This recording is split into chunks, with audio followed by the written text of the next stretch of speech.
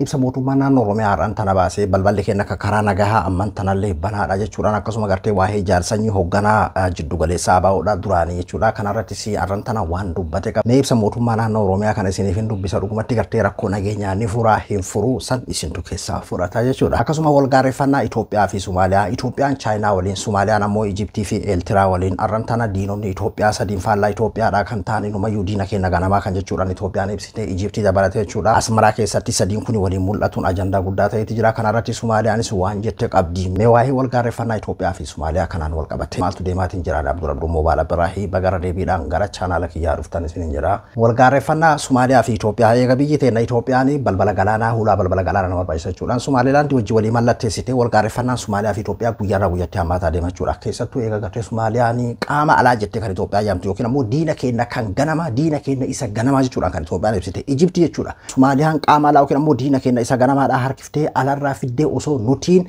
aarsaa keessatti kafalleetiin Alshabaab achi keessatti lolleetiin nageenya Somaaliyaadhaa eeguudhaa fi akka ijaaramtu godhuudhaa fi aarsaa meeqatti kafalaatiin jirru diina alaa fagoorraa harkisanii fidan jechuudhaan hadheeffattee kan Itoophiyaan dubbatte eega itoo agartee Somaaliyaan Masrii wajjin waa'ee waliigaltee waraanaatii fi ifa bilisatti kan agartee haga waraanillee dooniidhaan deemeetiin Somaaliyaa keessatti buuta kan agarsiifame akka jiru. Waa'ee waliigaltee Somaaliyaa fi Ijiptii numayyuu Ijiptii irraa jechuudhaan meeshaan fe'amee Somaaliyaa keessatti buutaa wal qabatee walgahii dhiyeenya kana biyyoota gamtoomanii Niiwuorkiitti taa'amaa ture irratti illee himatteetti kaaftee turte jechuudha. Itoophiyaan meeshaa waraanaa qaama alaatiin fe'amee Somaaliyaa keessatti geeffamaati jira. Meeshaan fe'amee qaama alaatiin Somaaliyaa geeffamaa jiru kun harka Alshabaab yoo seenee rakkoo gaanfa Afrikaatii fi rakkoo keenyaaf illee xiyyeeffannoo argatuu qaba kan jedhu dhaabbata biyyoota gamtoomanii irratti illee dubbattee himatteetti turte jechuudha Itoophiyaan jechuudha. Somaaliyaan gaafa duraa wakkattuyyuu meeshaa gartee Ijiptii irraa fe'ameetiin Somaaliyaatti bu'eessan irratti Somaaliyaan biyya gartee birmadummaa qabdu qaama waliigaltee walii goone waliin qaama barbaanne waliin waan barbaadde hidhatuudhaa fi biyya isii tikfachuudhaaf waan birmadummaa isii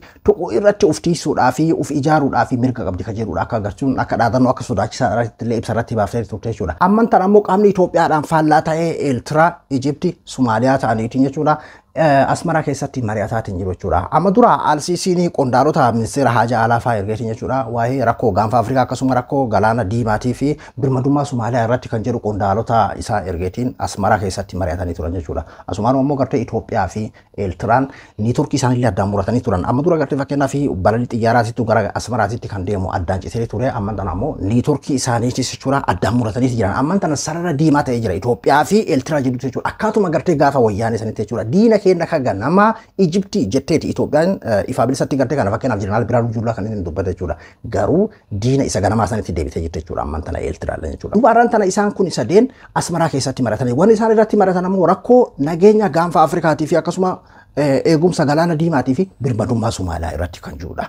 Namichi Eertiraadha namichi gartee areeda buukii kana jechuudha. Namichi kun karaa argate hundaan kan gartee Itoophiyaa haga danda'e hundaan nageenya dhorkuudhaaf kan socho'an akka Isiyaas namicha gartee affarroo adii kana waan affarroo buukii kana waan jiru natti fakkaatu. Somaaliyaan ammoo isa kana gartee akka injifannoo guddaatitti jechuudha kan isiin labsaatiin jirtu. Diinota keenya waloodhaan qolachuudhaa fi biyyi birmadummaa Somaaliyaa eeguudhaa fi michoonni keenya saahiboonni keenya gareen keenya akkanatti gartee waliin mari'ataati jiru. Haala jiruudhaan kan isaan gartee ibsaatiin turan jechuudha. Ibsaatiin jiran itti hedduu ittiin geeraraatiin jiran jechuun amma durallee fakkeenyaaf kaabinoonni Alsiisiidha jechuudha. Asmaratti taa'ameeti ture. Akkasuma gartee Somaaliyaa keessatti illee yeroo garagaraatitti mari'atameeti ture jedhamee jira.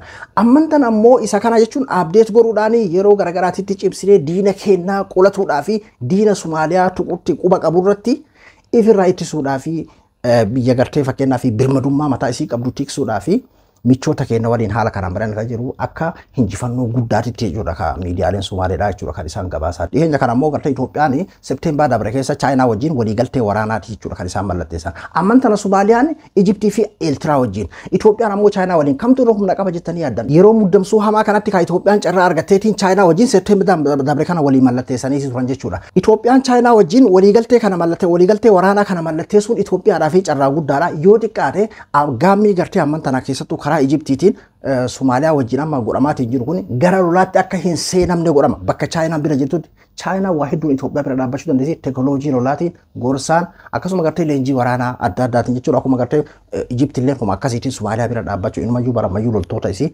fuuteetiin Ijipti geessitee achitti leenjisaa jirti dirree leenjiilee hin qabdu jedhama Soomaaliyaan jechuudha.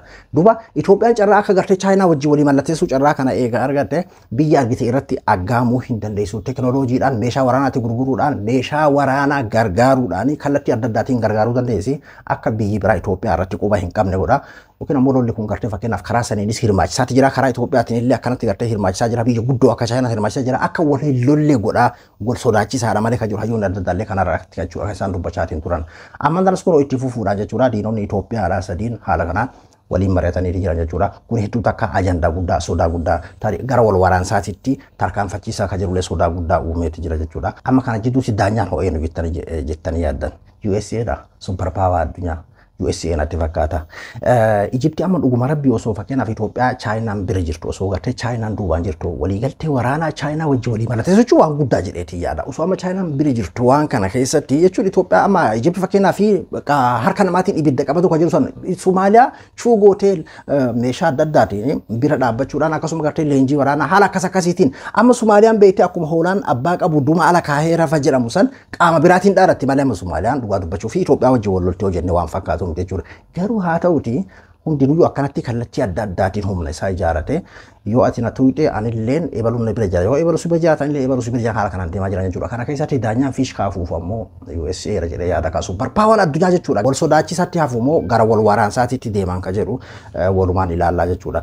Garuu diinonni keenya inni ganamaa kan gartee jedhee gaafa duraa Ijiptiidhaan ibsame sana irraan tana diinonni ganamaa lama ta'anii jiran jedhee yaadaan Somaaliyaa qofaa miti warroonnummaan birmadummaadhaaf dhufe namichoon afaan buukii kun kan akkuma gaafa Itoophiyaa bal'aa Tigraay irratti bobba'aatiin turan sanitti amman tana kanarratti illee nama iftuuba deebuu jedheetiin hin yaadu namichi suni addunyaallee hin sodaatu ummata isaas hin sodaatu ufiin bulaadha waan ta'eef jechuudha. Duba haalli gartee Itoophiyaadhaa fi Eertiraa jidduu jiru amma sarara diimaa ta'e haala saniin qulqullaa'eeti jira. Waliigaltee waraana waa'ee galaana diimaatii fi birmadummaa Somaaliyaati isina jedhu diinota sadiini haala kanaan akkasiin Asmaraa keessatti mul'ateeti jira jechuudha. Amma irra guddaa gara waraanaatitti ni geessa jedhamee kan dubbatamu waan isa akka nama tokkootti kanatti fakkaatu bakki Itoophiyaan sarara diimaa jettee kaate tokkotu jira. Waa'ee loltoota isii kan Alshabaab waggoota dheeraadhaaf achi keessatti gamtaa Afrikaa jalatti gartee humna guddaadhaan kan achi keessa turte Itoophiyaa irratti akka fakkeenyaaf gamtaa Afrikaa kan nageenya Alshabaab loluudhaaf achi Somaaliyaa keessa jiru jechuudha. Loltoota hedduu gartee Somaaliyaa keessaa qabulleen Itoophiyaadha. Gargaarsaaf kaseensifte fi akkasuma dhaabbata biyyoota gamtoomanii kan gamtaa Afrikaa jalatti kaseensiftillee hirmaannaa guddaa kan qabdu Itoophiyaa jechuudha. Gaafa loltoota isii kan Alshabaab achi keessaa loluudhaa fi Somaaliyaa keessa jiru kan Itoophiyaadha. Mata jabinaa Somaaliyaa narraa haa bahu bakka sanii ammoo Ijipti haa bu'u jedhe qoonqoo isiitis jireenya isiitis siyaasa isiitis ni teessi jedheetiin hin yaadu Itoophiyaa. Kan gara wal waraansaatitti isaan geessu kan gara wal dhukaasuutitti isaan geessu isa kana natti fakkaata. Yoo mata jabinaa Soomaaliyaan garasitti kan deemtu taate Itoophiyaan cal jettee ni ilaalti jedheetiin hin yaadu. Waa hedduu fiyyuu jechuudha. Isa kana dhaabbata biyyoota gamtoomanii walgahii dhiyeenya kan Niiwuork taa'ee irratti illee kaaftee turte jechuudha Itoophiyaan. Kana irratti gartee akka addunyaanis waliin dhaabbattu kan jiru biyyoota garaagaraa waliinis mari'attee turte jechuudha. Garuu irra guddaa namicha daanyaa ka fiish kaarkaa qabu akkuma reefuu jenne sanidha. Eenyutu duubaan jira yoo USA eenyu duubaan jira ta'an irraan beeku. Ammas karaa gartee waliigaltee Chaayinaa kana duuba kan jiru. Chaayinaan fakkeenyaaf ammaan tana duraan misoomaan kan isiin beekamtu waa'ee lolaa maal kanaanii miti jechuudha. Afrikaa keessatti irra guddaa misoomaan kan isiin beekamtu ammaan tana ammoo addunyaa irratti paawara argachuu barbaaddi. Paawara argachuudhaaf ammoo addunyaa irratti biyyoota isiidhaaf harka baasan isiinis super power ta'uu barbaaddi. Akkaataa humna isiitti jechuudha. Biyya miseensa taate isiidhaaf harka baastuu barbaaddi waan ta'eef kanaaf biyyoota gartee gurguddoo akka Itoophiyaa kana if jalatti karaa siyaasaatiin illee hirmaachisaati jirti jechuudha. Kanaafuu kuni karaa Ameerikaatiin akkami ka jedhu san golumaa ilaallaa jechuudha. Walgaarreffannaan Somaaliyaa fi Itoophiyaadha. Wal sodaachisaas yoo taate gara wal waraansaatti illee akka seenan taate sadarkaa kanarra gaheeti jira jechuudha. Inni biraa ammoo gartee waa'ee rakkoo nageenyaa biyya keenya keessatti yoo milaata jedhee Oromoon halkanii guyyaa eegaatiin jiru kan gadi baheetiin galuu dadhabe akkasuma gartee kan uummanni Oromoo godinoota adda addaa aanaa adda addaa keessatti jechuudha gadi bahee ilmaan isaa camadee farda lugaameetiin karaa gubbatti baheetii waliin waraanee aanarraa dhaabadhaa jedhee hangarraatti kadhataatiin jiru kan akkasuma gartee Ameerikaanis jechuudha kanarratti rakkoo nageenyaa Oromiyaa keessa jiruu fi kan naannoo Amaaraa keessatti kan Oromiyaa keessa jiru kan guyyaa irratti hojjetaatii jira halkanii guyyaa yoo dubbachuu baanes jechuudhaan dhiyeenya kana gartee ibsa ambaasaadar Masingaa fi akkasuma ambaasaaddarri addaadhaa Maayikii Hamarree dubbatee ture jechuudha. Kanaan wal qabatee waa'ee rakkoo nageenya ammayyuu akkasuma gartee biyya keenyallee kan akka gartee diinadhaa itti gamu kan godhelleen wal waraansa keessoodhaati kan biyya keenya laaffisee daaraa godhe. Keessattuu Oromiyaa keessatti haala deemaa jiru hedduu takka kan nama gaddisiisu haga amman tanaatitti Oromoon nagahaan rafee bulee hin beeku jechuudha. Har'an tana ammoo Shimallis Abdiisaa pirezidaantii mootummaa naannoo Oromiyaadha yeroo lammataatii fi balballi teenya banaadha karaa nagahaatiin furuudhaaf kan jiru fuula Facebook isaarratti katabeeti jira jechuudha. Akkasuma gartee eega hoogganaan duraanii ABO'dha jaarsanyiin hoogganaan jiddu galeessaa jechuudha. ABO irraa adda if bahee yookiin ABO jalatti hoogganamaa hin jiru jedhee miidiyaa irratti dubbateen booda akkasuma gartee ABO'n ibsallee irratti kenneetiin ture jechuudha. ABO'nis kanarratti hoogganaan jiddu galeessaa kan biraa bakka buufameedha. Inni ammoo heeraa fi seera adeemsa ABO'tii ala taheetiin jechuun keessa ari'amee akka nama tokko ta'ee keessa ari'amee jechuudhaan ibsa kan isaan irratti kennan jechuudha. Mootummaan ammoo karaa kanaan fakkeenyaaf haala siyaasaalee adda addaallee fayyadamuudhaaf siyaasaalee adda addaallee hojjetuudhaaf ittiin deema kan jedhamu hayyoonni adda addaa irratti dubbataa turan jechuudha bal'inaan.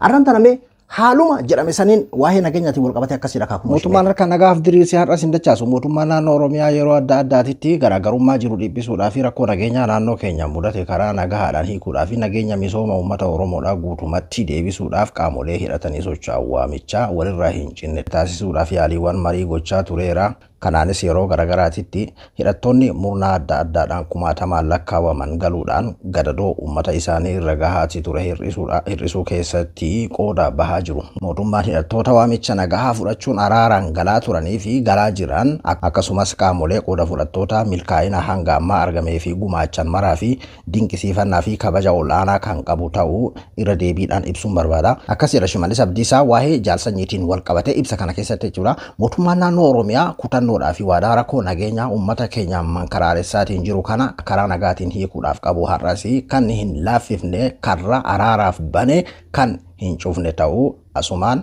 hubachiisuun fedha. Bu'uuruma kanaan qaamoleen hidhattoota naannoo keenya keessa socho'an keessaa gareen ABO zoonii giddu galeessaa jedhee uf waamu mootummaa waliin marii nagahaa adeemsisuudhaan garaagarummaa isaa karaa nagahaadhaan tarkaanfachiisuudhaa fi fedhii qabaachuu dhiheenya ibsuun isaa kan yaadatamudha. Mootummaan naannoo Oromiyaa ejjennoo gareen kun qabate daran kan jajjabeessuu fi ija gaariin kan ilaalu ta'uu ibsa. Gareen kun fedhii isaa gochaan agarsiisuudhaa fi murannoo qabaannaan mootummaan keenya akkuma waadaa galee karaa dheeraa deemee simachuun marii nagahaa fi qophii ta'uu kan mirkaneessu ta'a.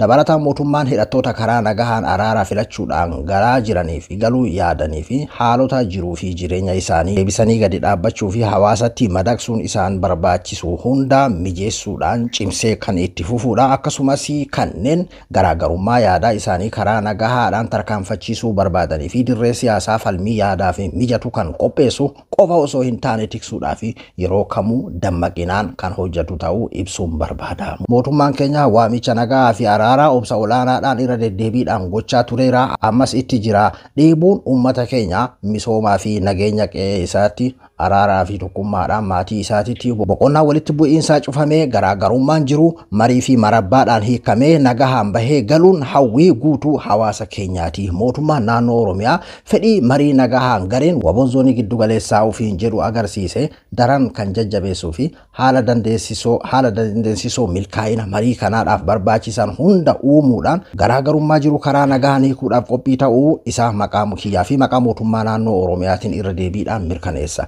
Qaamoleen qooda fudhattoota rakkoo nageenyaa mudate karaa nagahaatiin akka hiikamu tattaaffii gochaa turtan hundi deeggarsa keessan daran cimsuudhaan fedhii marii nagahaa tibba kana garee WBO zoonii giddu galeessaa ofiin jedhu biraa mul'ate milkaa'inaan akka goolabamuu fi waliin akka dhaabbattan imaanaa jechuun barbaada jechuudhaan Shimeen arra dubbate jechuudha. Mootummaa warra nagahaan galee fi akkasuma kan nagahaan galuuf deemuuf haala mijeessaa madaqsee uummataa walitti makaa gartee kan karaa nagahaatiin siyaasa lallabatuudhaaf yookiin karaa nagahaatiin siyaasa lallabuudhaaf deemanillee haala hunda mijeessaa irratti hojjeta. Rakkoon gidiraan uummata keenyaadha asirratti akka gahu goonaa kan jiru. Amma Shimeen katabe kana keessatti kuni rakkoo nageenya Oromiyaadhaan fidettanii yaaddanii waliin sossoomni waajjira keenya. Yoo fide nuti akkuma barbaadetti yoo haa ta'u hawaasni bara nageenyummaan bu'uudha kan inni barbaadu jechuudha. Nageenyi bu'eetumaan nagaa ta'uudhaan Oromiyaan kan inni barbaadamu. Ammoo fakkeenyaaf amma jaarsanyiin yookiin ABO'dhaan wal lolee jechuun akkas jedhanii isaan kan isaan ibsan jechuudha. Waraanni ABO'dhaa kan jaarsanyiin hogganu maal ta'e jedhee yeroo BBC'n gaafatutti amma dura viidiyoo sana illee isiniif hojjedheetiin ture jechuudha. Waraanni ABO kan nama tokko yookiin ka garee tokkooti miti kan ABO'ti akkaataa adeemsaa fi qajeelfama ABO WBO'tiin namni biraa bakka buufame jechuun inni eega hoggansarraa ka illee tureeti jira. Inni damee nagahaa fi yookiin ammoo tikaa irrattidha kan inni ture sanirraallee eega kaafame ture san ammoo akkaataan gartee irraa itti kaafameef kana jedhameeti ibsa irratti kennee ture jechuudha ABO'n WBO'n jechuudha. Jechuun bakka san namni biraa buufameeti jira wanni addaa homaa hin jiru tureellee eegaan goraa ka'amee kan jiru.